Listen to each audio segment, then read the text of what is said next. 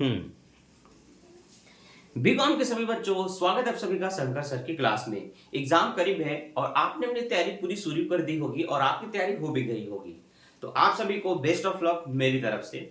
आज हम जानेंगे ऐसे इंपॉर्टेंट टॉपिक्स जो आपको काम आएंगे आपके पेपर हॉल में। आप घर में तैयारी कर लिए, किन किन तरीके से तैयारी करना है, लिखना कैसे, ये सब मैंने आपको समझा दिया था। लेकिन अभी भी कुछ कुछ पॉइंट ऐसे हैं जिस पर आपको विचार करना या आपको उस पर अच्छे से ध्यान देना जरूरी है, ताकि एग्जाम हॉल में आपसे वे गलती ना हो। आप पूरा प्रश्न लिखें, उसमें पूरे अंक मिले, जो प्रश्न याद ना हो उसमें भी अंक मिले।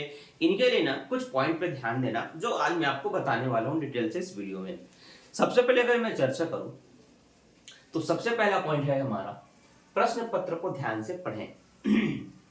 बहुत सारे बच्चे ऐसे होते हैं जो प्रश्न पत्र को बिल्कुल नहीं पढ़ते। प्रश्न पत्र हाथ में आया, पहला प्रश्न पढ़े, उनको लगा मुझे ये पता है, लिखना शुरू कर दिए, बात को मैं बाद में देखूंगा। सबसे पहली गलती यहीं पर हो जाती है आपके समय की ह्रास का। समय की ह्रास मतलब आप समय को धीरे धीरे खत्म करते जा रहे हैं। और ऐसे में किसी प्रश्न के लिए जब आपको ज्यादा टाइम चाहिए तो आपके पास होता है कि टाइम बिल्कुल नहीं है, वही 5 से 10 मिनट है। फिर आपकी राइटिंग खराब हो जाएगी, आप इतना स्पीड से लिखेंगे, ऐसा वैसा लिखेंगे। उस चक्कर में शुरुआत में आपने बहुत अच्छे से हेडिंग दिया, आंसर दिया, राइटिंग भी अच्छे से लिखी, लेकिन आगे जाकर के आपकी राइटिंग खराब हो जानी है, आप कुछ भी लिखने वाले हैं। तो ऐसी गलती ना हो, मतलब जहां से आपने इंप्रेशन अच्छा किया वही पेज में आपको अपना आंसर खराब नहीं करना है। इसलिए सबसे पहला पॉइंट होता है प्रश्नों को ध्यान से पढ़ना। प्रश्नों को ध्यान से पढ़कर यह देखना होता है कि कितने प्रश्न ऐसे हैं जो आपने पढ़े थे, वो एग्जाम में आए हैं और वो आपको अच्छे से याद है। जिनको याद आपने कर लिया, अगर वो प्रश्न आ गए हैं तो उनको थोड़ा सा स्टिक कीजिए। वैसे आपने देखा होगा एग्जाम हॉल में क्वेश्चन पेपर में कुछ भी लिखना मना होता है, फिर भी अपने साथ आप पेंसिल वगैरह लेकर के जाइए या ब्लैक पेन, जिससे क्वेश्चन पेपर छपे होते हैं। कहीं पर भी एक छोटे से जगह में आप वहां पर 1 2 3 इस तरह से कुछ लिख सकते हैं कि हाँ मुझे ये याद है, मैं इनको पहले लिखने वाला हूं। दूसरी महत्वपूर्ण बात, अच्छे से याद किए हुए प्रश्न को क्रम दें। जैसे मैंने भी थोड़ी देर पहले ही बताया, प्रश्न पत्र को ध्यान से पढ़ना है। पढ़ने के बाद आपको लगता है कि मुझे यूनिट 5 का क्वेश्चन पता है, यूनिट 2 का पता है, यूनिट 3 का पता है, मुझे 1 और 2 का नहीं पता। तो आपको लग रहा है कि आप 5 को अच्छे से लिख सकते हैं, तो आप सबसे पहले यूनिट 5 लिखेंगे, तो आप लिख सकते हैं मैं सबसे पहले यूनिट 5 को लिखूंगा, तो क्वेश्चन नंबर 5 को या यूनिट 5 के सामने आप 1 लिख सकते हैं।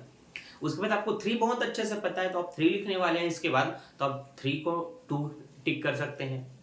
तो ये क्रम देना बहुत जरूरी है कि मुझे क्या क्या याद है, मैं उनमें से किसको पहले हल करूंगा, ये सॉल्व करूंगा, और उनको मैं क्रम दे देता हूं कि पहले मैं इस क्वेश्चन को, फिर इस क्वेश्चन को, फिर इस क्वेश्चन को सॉल्व करूंगा।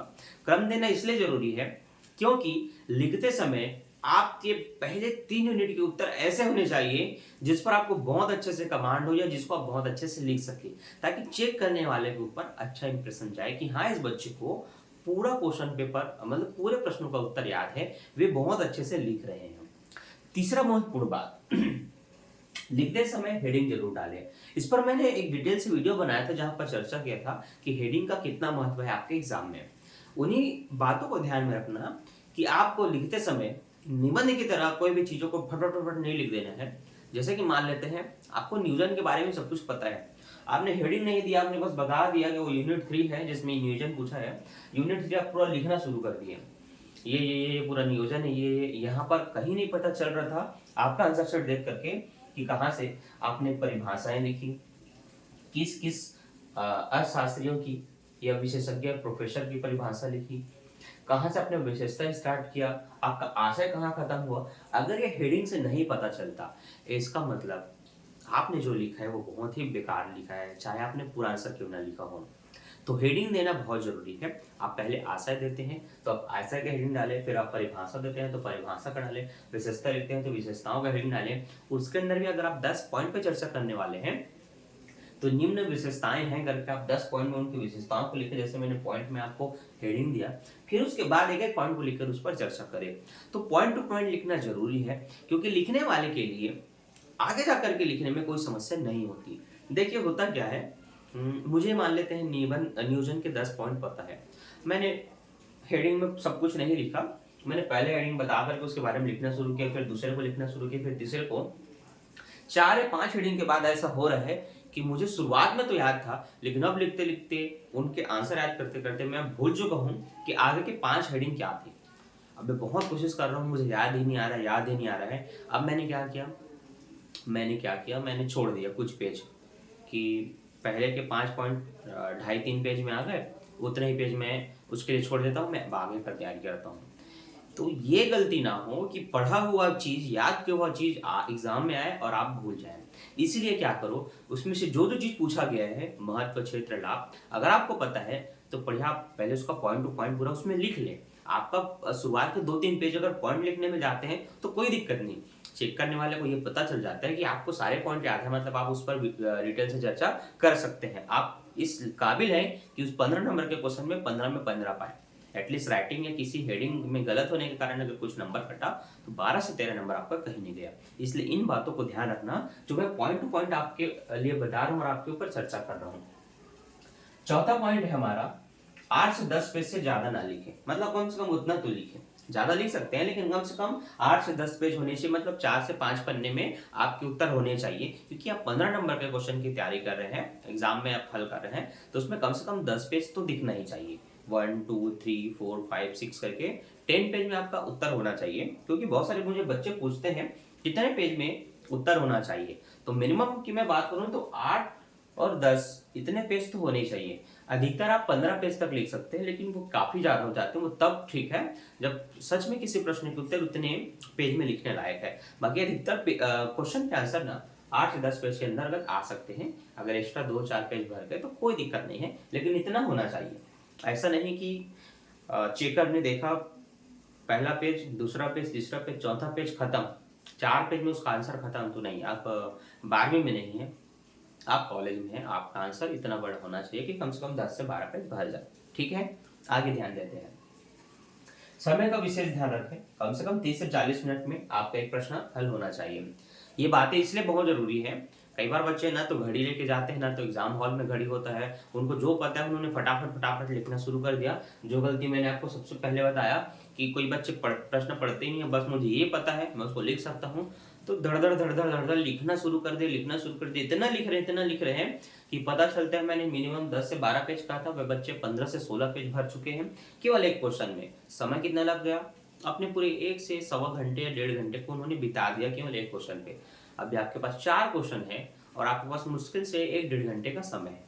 उस 1-1.5 घंटे के अंदर आपने देखा होगा टीचर आते हैं, साइन करते हैं, कैमरामैन आता है, फोटो लेते हैं, ऐसे करके आपका तो मेरे ख्याल से 15 से 20 मिनट या आधे घंटे यूं ही समाप्त हो जाते हैं।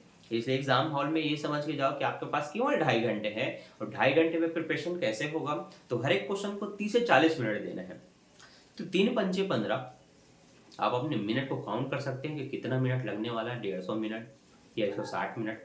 तो प्लानिंग करके जाओगे ना तो कम समय में आप अपने क्वेश्चन को पूरा हल करके आओगे। इसलिए ध्यान रखो, टाइम का मैनेजमेंट बहुत जरूरी है। घर में अगर आपके पास अभी समय है, एग्जाम में अभी काफी टाइम है, तो लिख करके देखो उन प्रश्नों को जो जिसको आपने अच्छे से याद किया है, वैसे ही देखो कि 10 से 12 पेज लिखने में कितने समय लग रहे हैं। समय ज्यादा लग रहा है तो समय को थोड़ा सा मतलब अपने राइटिंग में थोड़ा सा सुधार करते हुए स्पीड को बढ़ाइए, ताकि आप कम समय में ना उतने पेज लिख सकें जितनी रिक्वायरमेंट है एग्जाम में उसके प्रश्नों के उत्तर के लिए।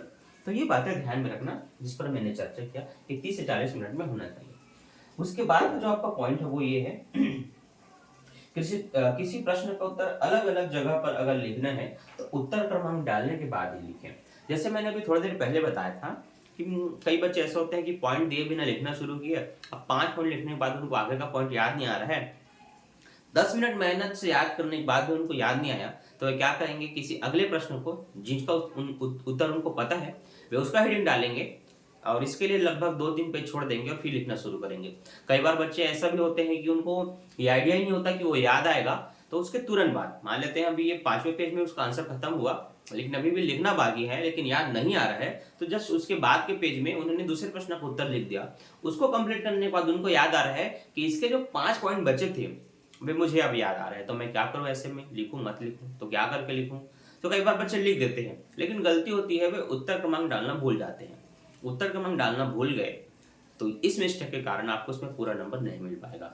तो उस स्थिति में 2 बातें ध्यान में रखो, जब आपको कुछ प्रश्न का उत्तर पता हो और उसके लिए आपने पेज नहीं छोड़ा हो और आगे जाकर के आप किसी दूसरे पेज में लिख रहे हैं जिससे पहले कुछ और क्वेश्चन का आंसर है, तो उस समय दो बातें ध्यान में रखो। पहला, जिस पेज में आपने उत्तर लिखा है आधा, उसके सबसे नीचे में कुछ जगह होती है कॉपी में, वहां पर आप लिख सकते हैं इसके आगे के उत्तर के लिए आप उत्तर पुस्तिका क्रमांक ये देखें। उत्तर पुस्तिका में 1 2 3 क्रम होता है, नहीं है तो आप पेंसिल में क्रम दे सकते हैं। फिर उसको बताइए आप उत्तर पुस्तिका क्रमांक इसको देखें, है ना, पेज नंबर इसको देखें, तो आगे पलटे पीटीओ वगैरह लिखे, तो चेक करने वाला उस समय आपको उसके आंसर पे पूरा नंबर नहीं देगा।